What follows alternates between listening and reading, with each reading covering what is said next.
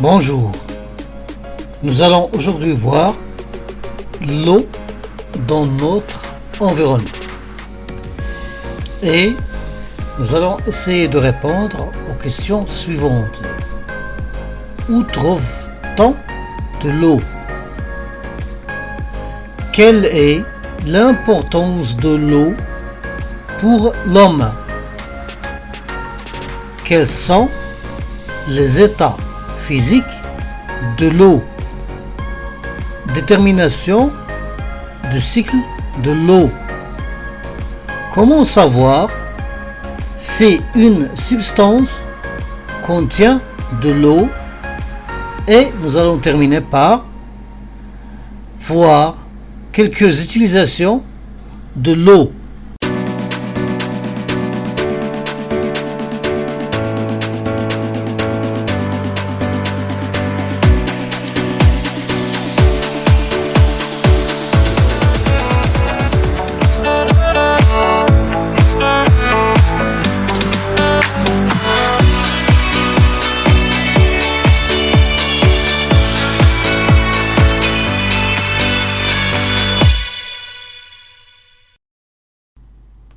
Allons-y, c'est parti. À grand 1, pourquoi la Terre est dite la planète bleue?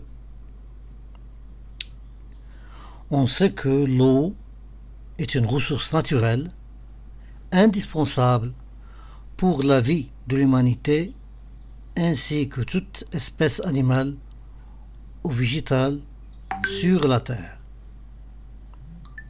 Aussi, l'eau n'est pas seulement indispensable à l'existence de l'être humain, mais à son développement.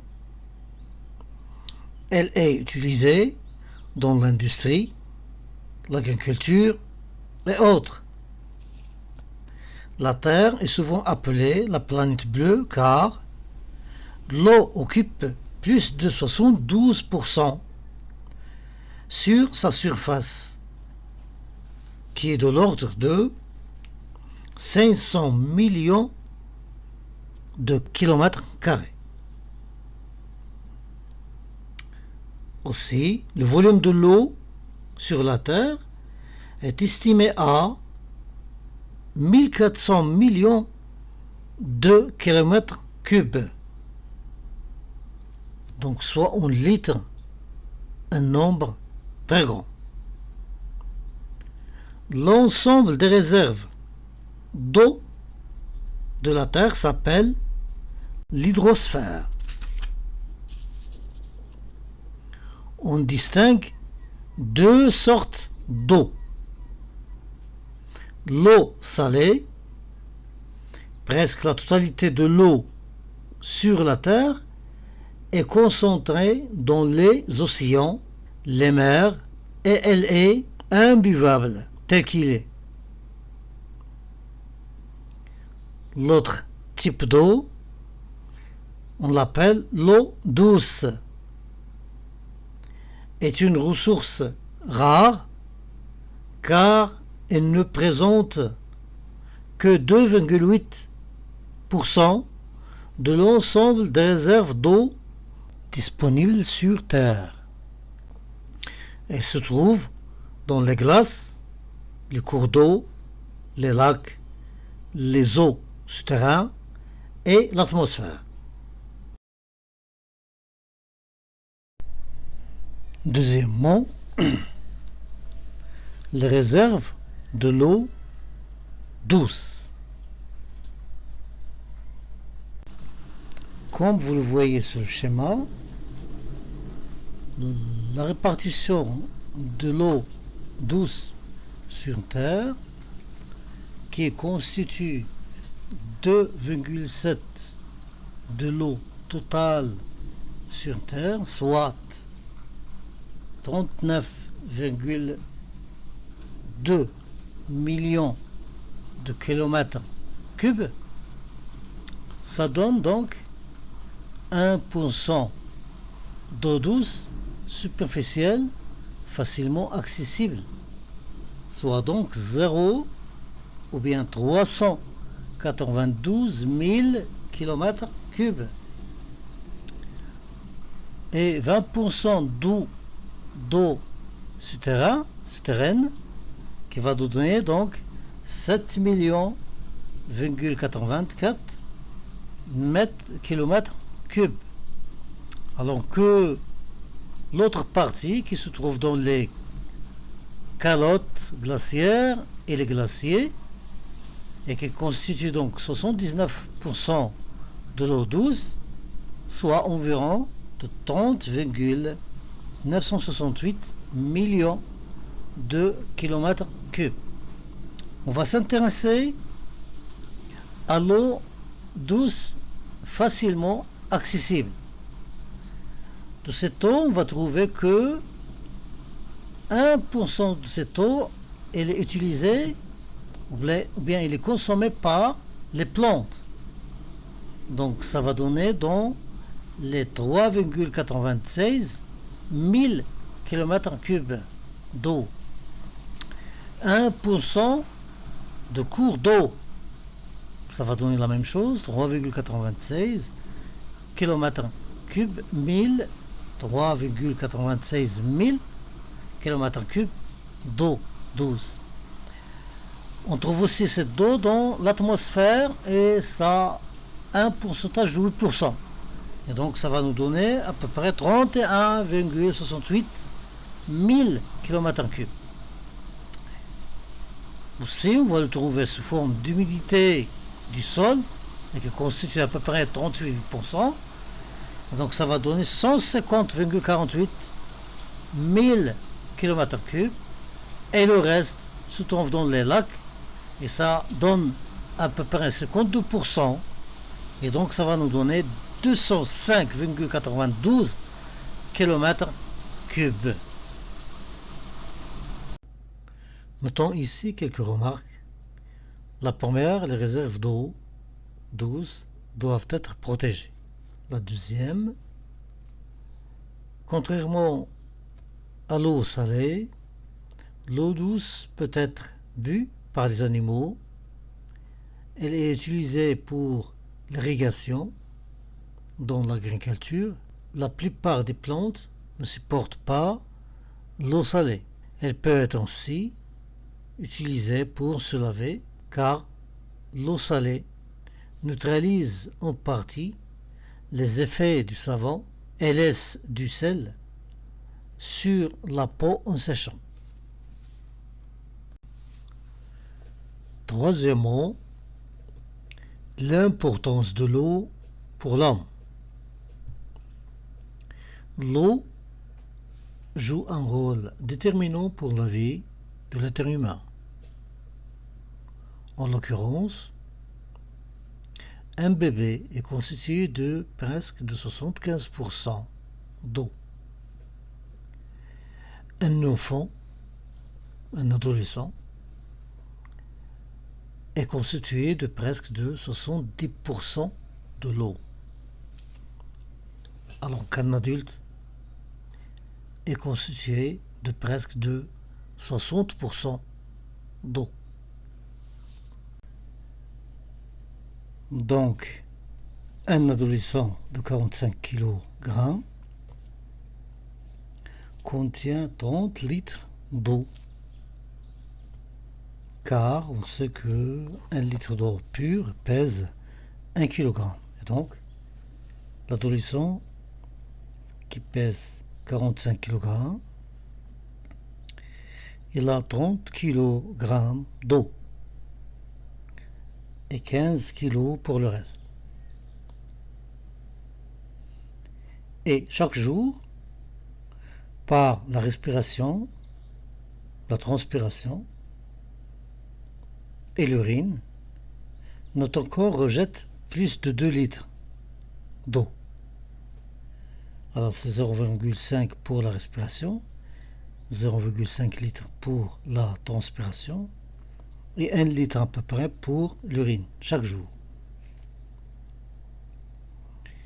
Et l'eau que nous rejetons doit être remplacée pour éviter la déshydratation de notre corps.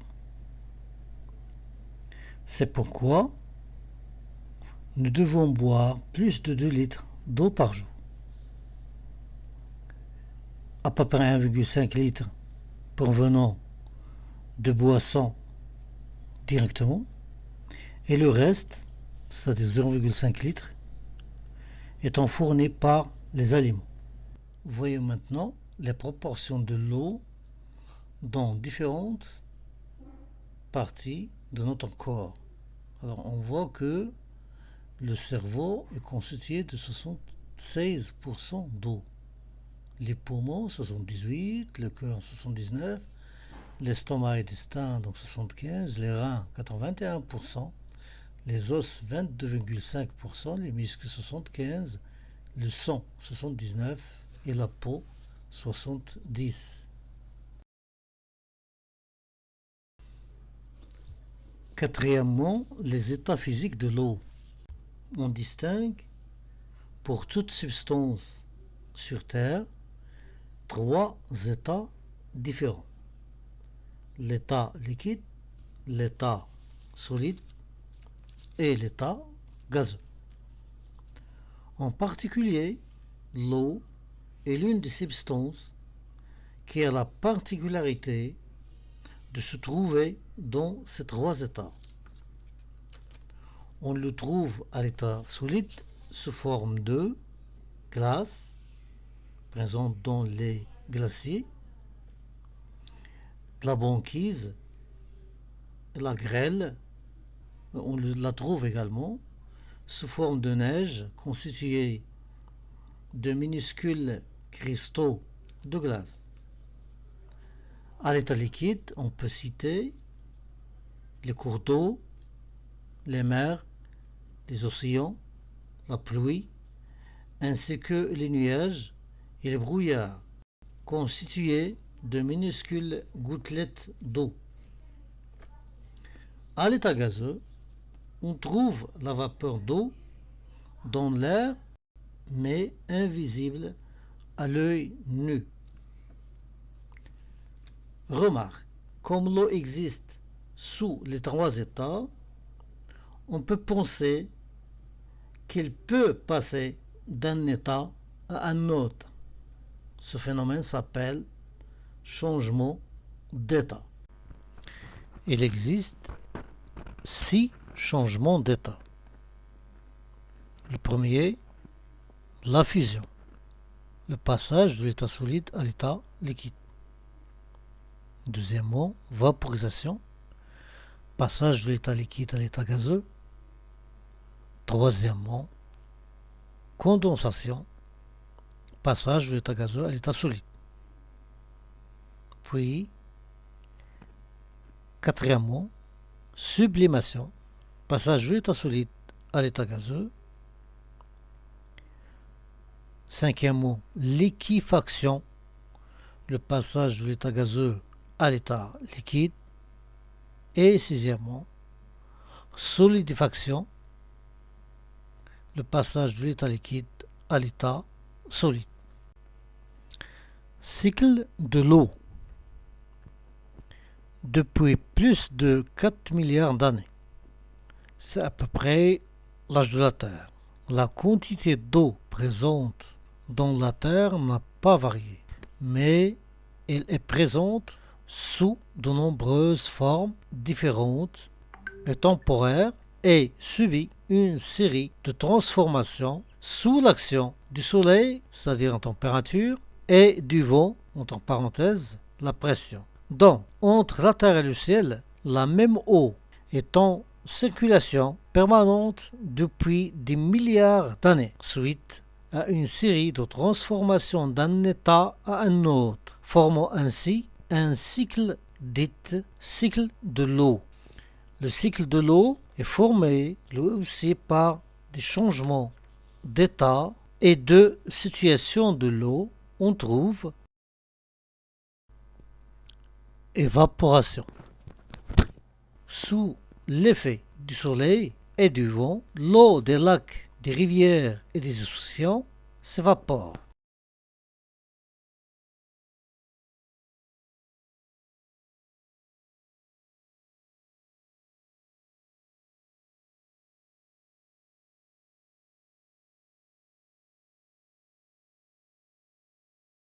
cette vapeur d'eau monte avec l'air chaud.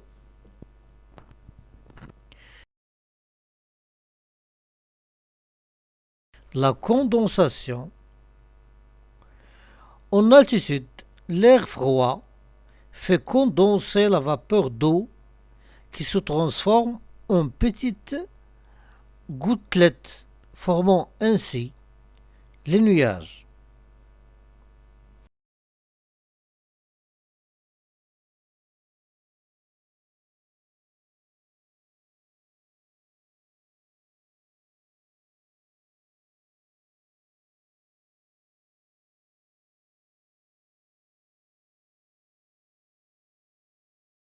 Les précipitations.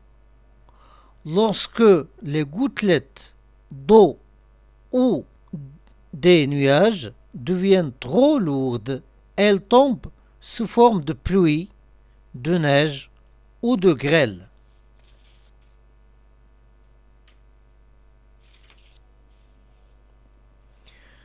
Le ruissellement.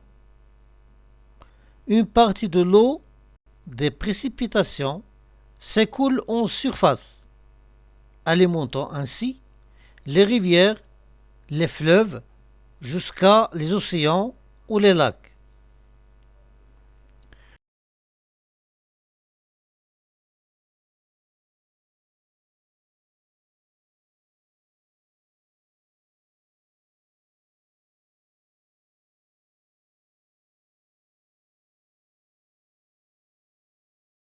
L'infiltration. L'autre partie de l'eau des précipitations pénètre dans la terre, formant ainsi des réserves d'eau souterraines ou des nappes phréatiques.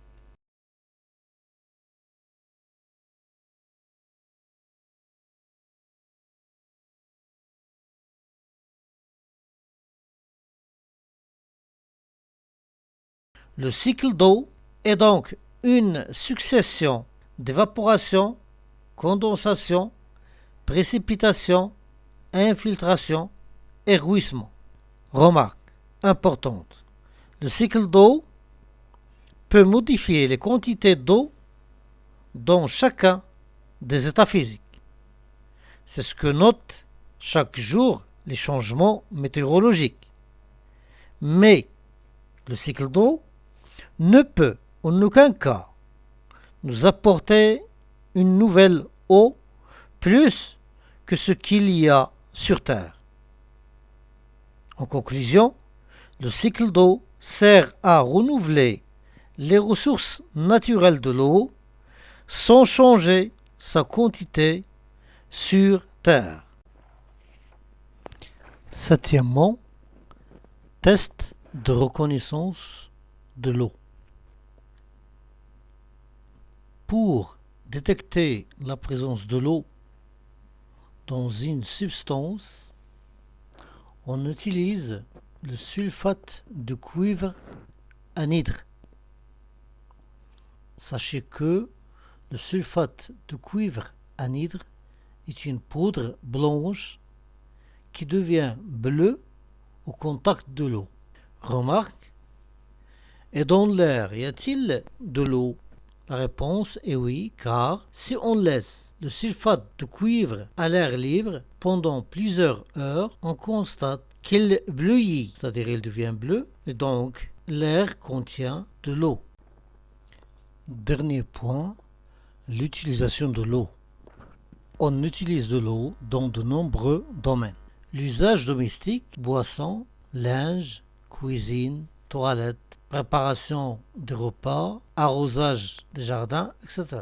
Aussi, on utilise de l'eau dans l'industrie, fabrication des produits pharmaceutiques, nettoyage des équipements, production de l'énergie électrique, refroidissement des machines, etc. On utilise aussi de l'eau, bien sûr, dans l'agriculture, surtout l'irrigation, alimentation de bétail et animaux, lavage des installations. Alors pour finir, quelques données statistiques de l'utilisation de l'eau.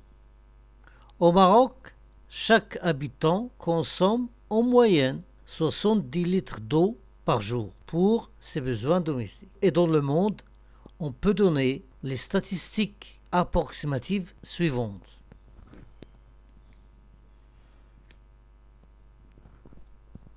Sur ce, je vous dis au revoir et au prochain cours. Merci.